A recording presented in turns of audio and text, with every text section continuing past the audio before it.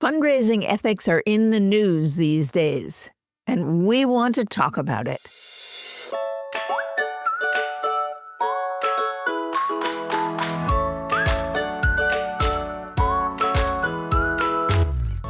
Welcome to All About Capital Campaigns, a podcast that provides fuel for your nonprofit's growth. Each week, Amy Eisenstein and Andrea Kihlstedt, co-founders of Capital Campaign Pro, provide practical tips about raising more money for your nonprofit organization. Here are your hosts, Amy and Andrea.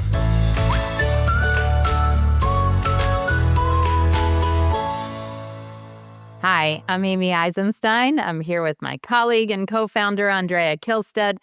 And ethics are in the news a lot these days, and so we are going to talk about it. And of course, we're talking about Epstein, but it extends so much farther than that. Andrea, there's a lot of ethical decision-making around fundraising, and sometimes when there's a really big gift on the line, whether consciously or unconsciously, we tend to look the other way. So that's, I think, how this has come up for us with all the news articles around all the quote-unquote philanthropy that Epstein did. But it trickles down. It's more than that. So what's on your mind around ethics and fundraising these days? What did the news articles bring up for you? Yeah, so the news articles, let's start with the Epstein stuff, because they do bring up a lot for me. I am gobsmacked, really, and in some sense not surprised at how many big people in this field, people with big jobs as the heads of big institutions and the chief development officers of big institutions were led on by Epstein and brought into his world by the lure of not only money that he claimed to have and to give away, and he did give away a lot of money, but also by access that he said that he could afford, that if you were the head of a major arts institution and he would invite you to his house for a cocktail party, because then you would get to meet a whole bunch of well-placed people who may eventually become your donors, right? These are the kinds of things people who have big fundraising jobs do. We're always looking to build relationships with people who might become our donors. So when someone who is really, there in a major way invites us to their house to a party, do we go? Yes, we go, right? It's just what we do. Now, what's, of course, coming out about Epstein is that many, many people who really did or are likely to have done nothing wrong in a sexual nature were invited to these events and became sort of part of this community because of how good Epstein was at grooming people, at luring them in, at saying, I'll introduce you to so-and-so. I'll give money for this project or for that project. And in many of these institutions, it ended up it was the case that he was also looking for other connections that served the more nefarious parts of what he was doing. Connections that would introduce him to young women, for example, connections that would give him privileged information about young, talented girls, right, whose families perhaps, were in trouble. And then he would, in a separate way, he would move in. Now, my guess is that, and people have been writing about it, that many development directors actually had some icky feelings about what was going on, but they couldn't point to anything that really was off. It just felt wrong. Well, I think what really stands out about this case is that even after there were convictions and conversations and pointing, people stayed in touch with him for years. Right. Emails between the head of this institution or that institution and politicians and fundraisers and CEOs and executive directors stayed in touch even after things came out and were fairly public. And, he was just so charming or whatever it was, or wealthy, that it put blinders on to people. So I think that, one of the points is that, well, first of all, once you know, there's no excuse anymore. But even before when you have an inkling, when you have, that feeling in the pit of your stomach, or just something doesn't feel right, pay attention to it, speak up, talk to others. It's not worth it in the long run, even if there's a big gift at stake, for the bad press that is coming down the pike and the damage that it is going to do to your organization. So, okay. Anything Now, else about let's say Epstein, or let's keep moving on? I just want to say one more thing about this. Let's say you're a development director and you are faced with something like that, right? With a big guy, big person who has a lot of money, who gives you a lure, and you have an uneasy feeling about it, and you do some homework and you see indeed there are maybe some telltale signs that things aren't right. So you should not make it your decision to know to do something. You should be talking to perhaps board members, perhaps an ethics committee in your organization, perhaps your executive director, right? You should be surfacing your concerns. So you don't have to keep it all to yourself. Even if it's fairly nefarious, you don't have to keep it all to yourself. You can be talking to other people about it and make the decision a broader decision than just something that's on your shoulders. So I want to be sure people know In fact, that. you should. Not you can. In fact, you but should, you must. but you should. It's must. important. You Yes, must. exactly. You must bring it up. The executive Yes. committee needs to know, the board needs to know, and so that it is an organizational-wide decision, and it's not on your shoulders as a development director or even the CEO. This is bigger. This is an organizational decision, and something that people need to be aware of, not just one person. Okay, good. So let's bring it down to sort of Yes. a campaign level decision that's not, you know, uh, maybe the ethics involved aren't illegal, or, well, certainly there's a huge difference between things that are illegal and unethical. And we could probably talk for days, weeks, months about that. But let's look at a few examples in campaigns where donors behave in ways that maybe don't go with the campaign plan or the strategic plan, or try and do things that maybe don't work for the organization. That's not illegal, but perhaps falls into the category of unethical. Yeah. So, these sorts of things often come up in private school fundraising. It's not the only time it comes up, but it often comes up there. And what will happen, or what we hear about sometimes, is that there's a campaign to raise, a certain amount of money, and the campaign objectives. There are 3 or 4 campaign objectives. Let's say the gymnasium, for example, is not among the campaign objectives, right? It had come up in the strategic plan, but it didn't make it to the campaign objectives as in the organizational planning. But there are a few parents who feel strongly about having a new gym. Yeah. So And they have you're this. talking about this in the hypothetical, Andrea. One of our clients is dealing with this, and we have weekly peer support calls, and it was raised as a question by one of our clients. One of her big donors, or 2 of her big donors, want a new gymnasium at the school that their kids attend, but it's not part of the campaign plan. It's not part of the strategic plan. So what should she do? What to do, right? What to do when Amy decides that her daughter's school should have a gymnasium because her daughter is a big basketball player in the Yes, school, because right? I mean, we're that's very often what tall happens. here in my household. We're very tall, You're and we very play tall, we play basketball. No, we're not. For those of you that have not met me, I am not tall. We are not basketball players. Okay. So what So should we do? So what do we say to Amy, right? Amy says, listen, I'll give you $1 million to your campaign, but I want it to go to a new gym. So what do we say to Amy? That's the question. What do we say? How do we handle it?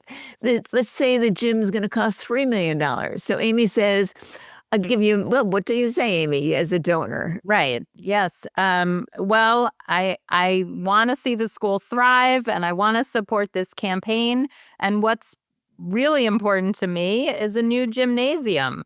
And, my daughter wants to play basketball, so I would happily give to this campaign $1 million to support the building or the renovation of the gym, even though it's not in the campaign plan. And I'm happy to talk to the kids' parents on the basketball team and get them to support the gym so that we can get a new gym quickly. Wouldn't that be great? Right. Yeah. Thank you so much for your wonderful idea. I really have to go and talk to the campaign planning committee. And in fact, the gym, as you know, didn't make it into the strategic plan we know we need a gym eventually, but it didn't make it into the plan for this campaign. So let us do some thinking about it, and come back to you for more conversation. Now, here are the various problems with this scenario. Let's say that Amy is able to raise the $5 million that it's going to take from her other basketball families to renovate the gymnasium. What's going to happen is that those families that we had counted on for major gifts to the other campaign objectives are going to be sucked away from the campaign. All of a sudden, we have a $5 million campaign that's funded a gym, but hasn't funded the other things that were on our campaign hasn't funded list. Science and technology or scholarships or all kinds of other things that were part of the campaign. So while it sounds like we should say, yes, of course, that would be great, we can't afford that, not just because of the fact that it's a gym, but of the fact that it's going to siphon off money from the rest of the campaign. Right? Big problem. So we can do several things. We can go back to the campaign plan and take a look and see, well, how are we doing with raising the rest of the money? Right? Are there parts of the campaign? Are there elements in the campaign objectives that we would want to change out, that we would want to substitute, or the things that aren't going well that we might want to say, well, okay, now let's really relook at this. Since we have a donor, should we include in the campaign the gym and not something else? But if the strategic planning committee or the campaign committee or the headmaster is not keen on doing that, you can't just merrily go ahead with it. Right? What can you do? Amy, what would feel good to you as a donor? Yeah, I mean, I think it's complicated, but always it's easier to go back with the backing of the board, of the campaign committee, and say to the donor, listen, we get it. We would love to have a new gym, but we've thought about your really generous offer. And while the gym would be great to have right now, the priority for funding are these things. And if you would help us fund these things first, maybe as a next phase, we could consider the gym. But right now, we're hoping that you would contribute to scholarships, the science labs, the teacher training fund, whatever it is that is in the strategic plan. And I think that you have to, the organization needs to make a decision with lots of people's input. And maybe you go back to a few of the other lead donors and say, listen, what should we do? Is there somebody else that should talk to this donor, the lead donors to the campaign, or, the board chair? Take it off the development director's shoulders. So I think the idea is that it's an organization-wide decision and no one person is making this decision in a vacuum. So, and, I don't know if it's completely unethical, but, we're putting it in this category, right? Yeah, it's not so much an issue of unethical as it's an issue of values, I suppose. Yeah, you had Right? another great story about value. Yes. Well, this is one from a long time ago that was just such an object lesson and so difficult. It was a community youth orchestra that had been founded by a husband and wife team and had been really very successful. And their idea, and they felt they were very clear about articulating it, is that that it would be a community youth orchestra. It was set up to serve the broad community, to get as many kids interested in playing music and having a good time playing music and becoming, enthusiastic about music as possible, rather than setting it up as an orchestra that was bound for Carnegie Hall. Right, where Yes. the value was, excellence, musical excellence. Of course, they wanted this orchestra was musically excellent within the context of the community But you imagine, all right, if you do have auditions with one of those sets of values, the auditions would go one way. If you have auditions with the value of we want this to be a top flight orchestra that's going to perform in Carnegie Hall, your decisions are going to be another way. So the founders of this organization were very clear about the community base of the mission of this organization. Inclusive. Inclusive, that's the word I'm looking for. Yeah.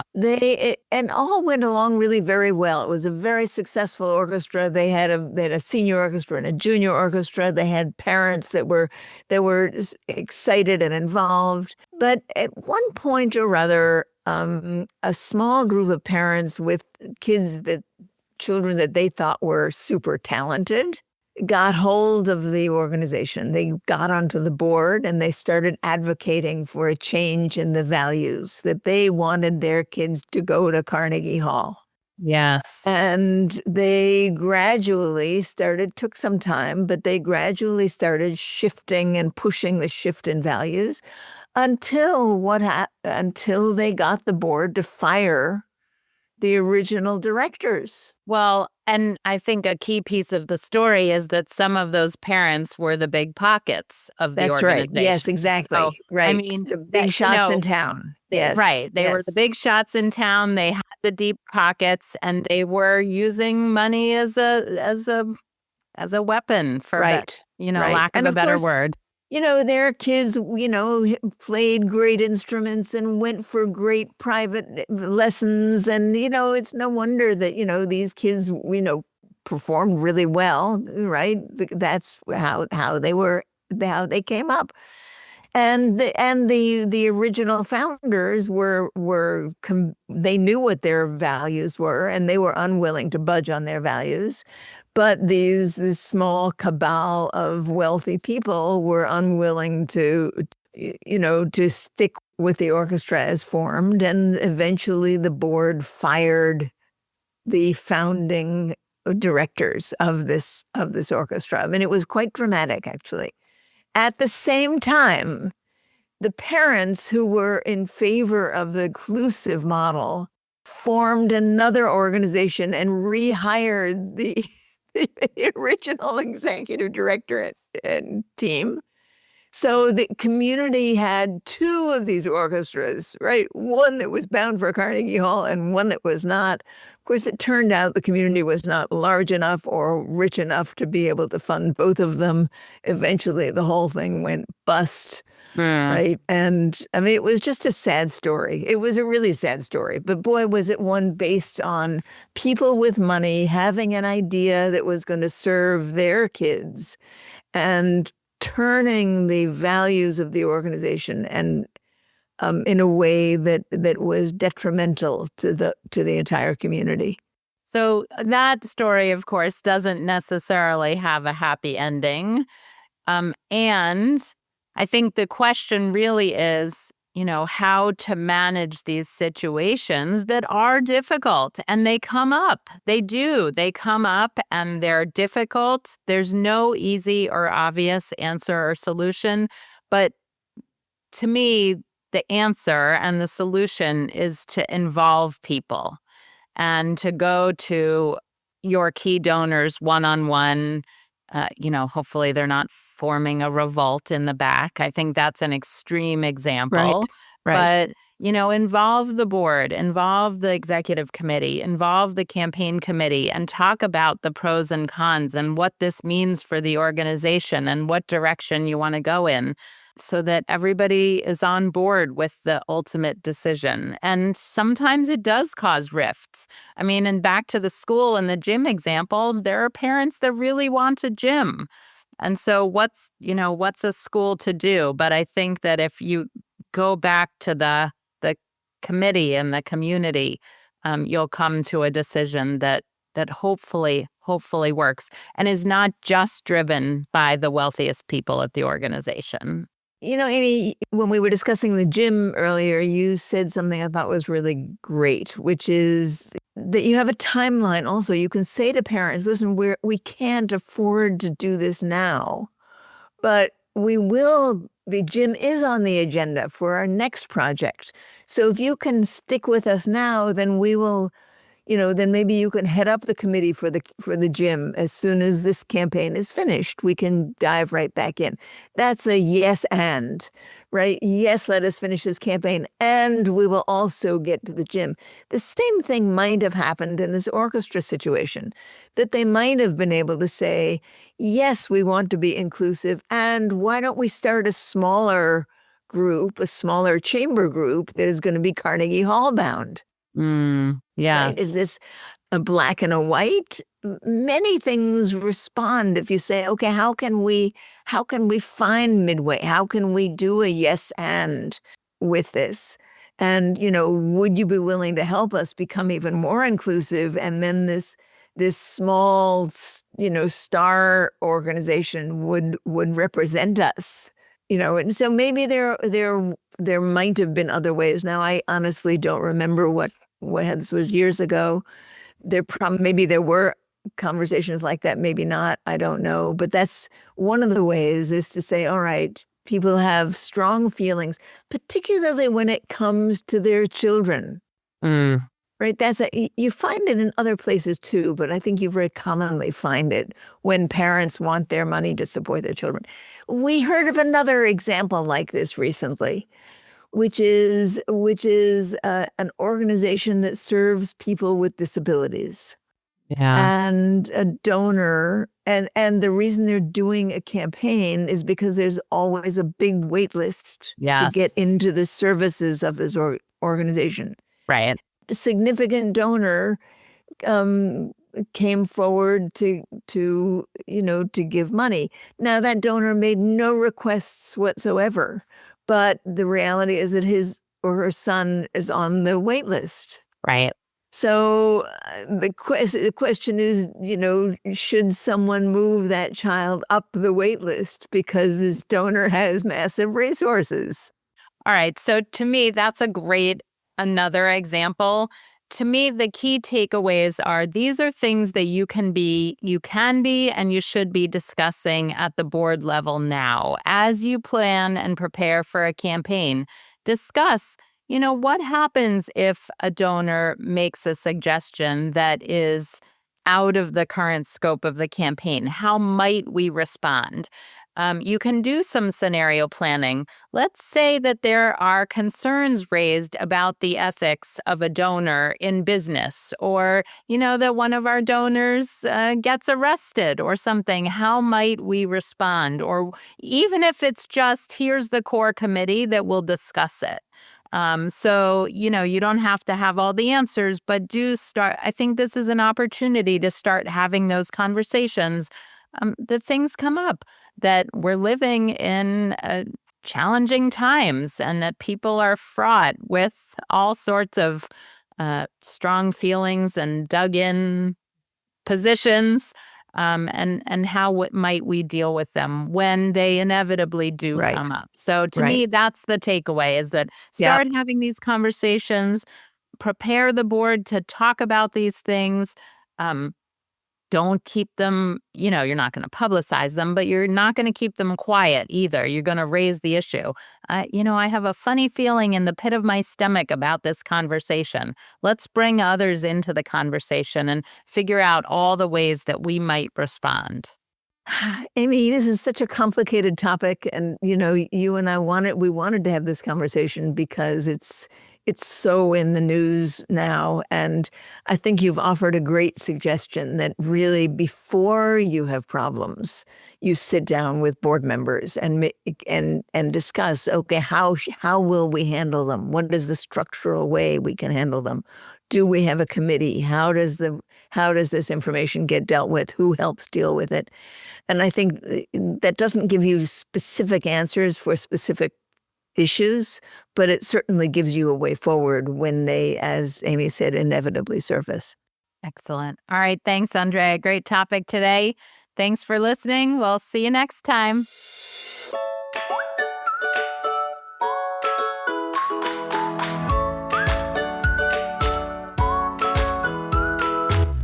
Thanks for joining Amy and Andrea for today's All About Capital Campaigns.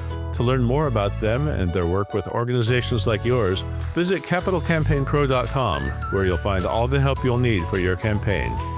And please subscribe, then rate and review us on your favorite podcasting platform. Thank you.